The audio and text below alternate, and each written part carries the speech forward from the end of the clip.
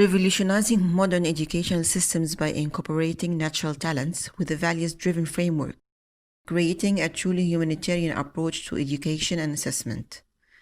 Albert Einstein once said, "Education is what remains after one has forgotten what has learned in school." And it's true, very true. Let's consider for a moment a typical example of a child's progression through a modern educational system. A young boy named Joe is born. Joe's parents enroll him in pre-kindergarten when he is 4 years old. He is taught from a traditional curriculum where he learns colors, numbers, letters, etc. He's educated in the same way as the rest of his peers. In grades 1 to 4, Joe is a naturally curious boy, eager to explore the world around him. But for Joe, to pass standardized assessments, he must learn the standard curriculum.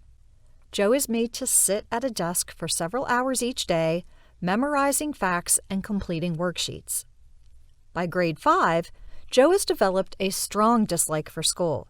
His teachers suspect that Joe might have ADHD and are increasingly frustrated when Joe talks to his friends during class or gets low test scores in subjects he is not as adept in. In grades 6 through 12, the educational system continues to provide all of the students in Joe's class with a uniform curriculum that is designed to help them pass their tests. But Joe is not a high-achieving student and does not do well on his tests. As Joe nears graduation, his teachers encourage Joe and his peers to consider a career as a doctor or engineer, both of which are prestigious professions with large salaries. Joe is fairly good at math, so he is encouraged by his parents to become an engineer. Joe goes to college, but spends his first year slacking off and enjoying his new freedoms. He then struggles in classes and has to retake a few courses because of his difficulty comprehending the material.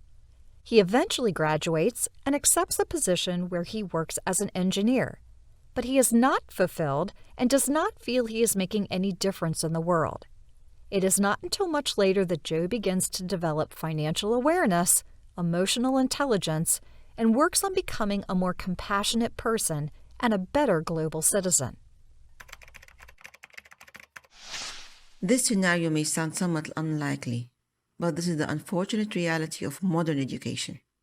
When students are told that passing tests is the only true goal and are forced to sit for long hours memorizing facts, they are neglecting to develop the skills and talents they naturally have. They are not taught how to become compassionate humans. Rather, they are trained to compete in order to survive in such a harsh, judging environment. They might become good engineers or doctors with high salaries or celebrated positions. However, is this truly what we want for the children of the future? Let's consider an alternate scenario. A young boy named Cyrus is born.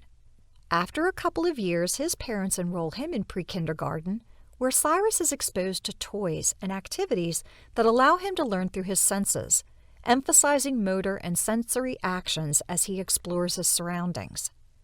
Later, in grades 1 to 4, Cyrus has begun to let his natural curiosity shine through as his personality develops.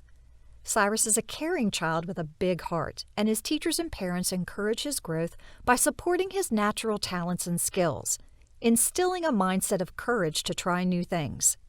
He is taught how to work with others and how to celebrate their achievements together. In grades 5 through 12, Cyrus continues to move through the educational system, being supported by educators as he leans into his skill set and begins to determine what profession he is most inclined to pursue. His awareness of social justice, emotional intelligence, financial literacy, and global events leads Cyrus to pursue a college degree and later accept a position that he loves, where he utilizes his unique skills to be successful and make a difference in the world. Cyrus's grounded beliefs, good heart, values, respect for his elders and the rules of society, and acceptance of those who are different from himself enable Cyrus to live a long, happy, and healthy life.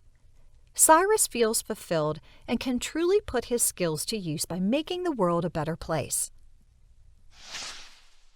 Does this sound like a fantasy? Too good to be true? It shouldn't, because really, this should be the goal of all systems of education. Education is the passport to the future, for tomorrow belongs to those who prepare for it today.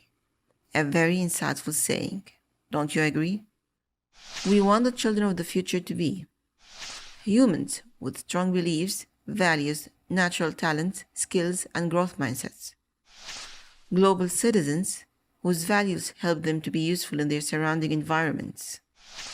People with big hearts who don't discriminate, who understand the rights of others and are accepting of outsiders and those with unique needs. Functional adults with emotional intelligence, financial literacy, and a drive to improve the world around them. Our educational systems should be designed to raise humans with good hearts. Of course, the world needs doctors, engineers, and technicians. But we need humans first and professions second. That's what this session is all about. And now I'll leave you with this quote. Education is not preparation for life.